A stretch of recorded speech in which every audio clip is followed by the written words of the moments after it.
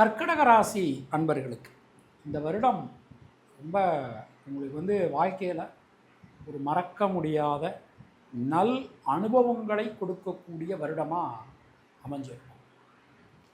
நிறைய பேருக்கு ஒரு சந்தேகம், சாமி அஷ்டமத்து சனி விலகிடுச்சு, இந்த 2-8 சர்ப்பகரங்கள் உட்காந்துக்கிட்டு இருக்க, எங்களுக்கு ஏதாவது பிரச்சனையா அப்படின்னு சொல்லிட்டு கேட்பாங்க. அதாவது பிரமாணம் நமக்கு என்ன சொல்கிறது அப்படின்னா, நீர் ராசிகள் கடகம், விருச்சிகம், மீனம், இந்த நீர் ராசிகளில் பிறந்தவாளுக்கு சர்ப்ப கிரகங்கள் பெரிய அளவில் கெடுதல்கள் எதுவும் செய்யாது. இன்னொன்று, குரு 12ஆம் இடத்துக்கு வர 12ஆம் இடத்துக்கு வரும்போது அவருடைய பார்வை உங்களுக்கு நல்ல ஸ்தானங்களின் மீது விழுகிறது. அப்போது கிரகங்களினுடைய அடிப்படையில் நம்ம பார்க்கும்போது குருவுக்கு ஸ்தான பலத்தை விட பார்வை பலம் ரொம்ப அதிகம். 8ஆம் இடத்தை குரு பகவான் பார்த்துடுற, 6ஆம் இடத்தை குரு பகவான் பார்த்துடுற, 4ஆம் இடத்தை குரு பகவான் பார்த்துடுற. சரிங்க சமயம், இப்போ எதில் தான் கவனமாக இருக்கணும் அப்படின்னா, ஒரு வாக்கு கொடுக்கும்போது கவனமாக இருங்க, வார்த்தைகளில் கவனமாக இருங்க. நீங்கள் ஒன்று சொல்ல போய் மற்றவங்க வேறு மாதிரி புரிஞ்சுக்கலாம், அதெல்லாம் கவனமாக இருக்கணும். வாழ்க்கை துணை சம்மந்தப்பட்ட விஷயங்களில் எப்போதும் போல் நீங்கள் விட்டு கொடுத்து போங்க, அதுதான் உங்களுக்கு ரொம்ப ரொம்ப நல்லது.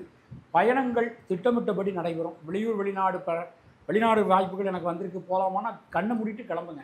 படிக்கிற வாய்ப்பு கிடைக்கிட்டா கிளம்புங்க, தயவுசெய்து கிளம்புங்க, ரொம்ப நல்லா இருக்கும். தொழில் உத்தியோகத்தில் கடுமையான பணிச்சுமை காணப்படும். ஒரே நேரத்தில் பலவிதமான வேலைகளை செய்ய வேண்டிய சூழல்கள் உண்டாகலாம்.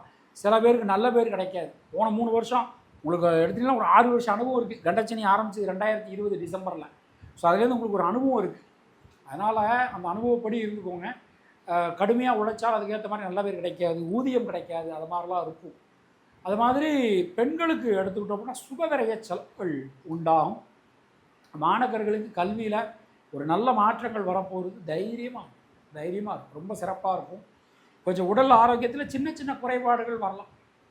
டே டு டே லைஃப்பில் இருக்கிற மாதிரி சின்ன சின்ன குறைபாடுகள், அதில் கொஞ்சம் கவனமாக இருந்துக்கணும். புனர்பூசம் நட்சத்திரத்தில் பிறந்தவர்களுக்கு வீடு மனை சார்ந்த யோகங்கள் உண்டாகும். பூசம் நட்சத்திரத்தில் பிறந்தவர்களுக்கு குழந்தைகளால் குடும்பத்தினரால் அனுகூலமான ஒரு தன்மை காணப்படும். ஆயில்யம் நட்சத்திரத்தில் பிறந்தவர்களுக்கு கடன் சம்பந்தமான பிரச்சனைகள் விலகும். தினசரி அம்மன் வழிபாடு செய்து வருவது உங்களுக்கு சிறந்த பரிகாரம். உங்களுடைய அதிர்ஷ்டமான எண்கள் 2, 3, 5. அதிர்ஷ்டமான நிறம் வெள்ளை மற்றும் சிவப்பு.